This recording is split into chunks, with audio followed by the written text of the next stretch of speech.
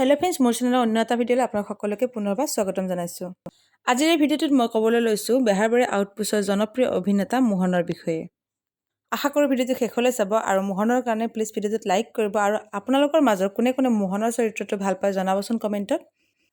মোহনৰ প্ৰকৃত নাম হৈছে দীপজ্যোতি কেওট। মোহনৰ নিক নাম হৈছে পাপু আৰু বাবু, অৰ্থাৎ ঘৰত সকলোৱে মৰমতে মোহনক পাপু আৰু বাবু বুলি মাতে। তেখেতৰ জন্ম হৈছে 1988ৰ 28 ডিচেম্বৰত। মোহনৰ জন্ম ঠাই হৈছে নগাঁৱৰ তেলীয়া পহুকটাত। মোহনৰ শিক্ষাৰ বিষয়ে ক'বলৈ গ'লে তেখেতে মেট্ৰিক পাছ কৰিছিল নগাঁৱৰ গভৰ্ণমেণ্ট বইজ হাইস্কুলৰ পৰা আৰু গ্ৰেজুৱেশ্যন কৰিছিল নগাঁও কলেজৰ পৰা। মোহনৰ ঘৰৰ পৰিয়ালৰ সদস্য হৈছে 4জন। তেখেতৰ মাক দেউতাক আৰু তেখেতৰ এজন ভায়েক আছে।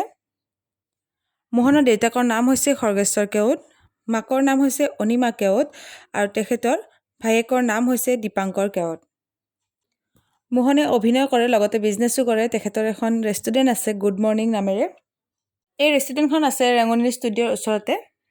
আশা কৰোঁ আপোনালোকে ভিডিঅ'টো চাই ভাল পালে। প্লিজ লাইক এটা কৰি দিয়ক আৰু লগতে ভিডিঅ'টো শ্বেয়াৰ কৰিব। ধন্যবাদ। পুনৰ লগ পাম নতুন ভিডিঅ'ৰ সৈতে।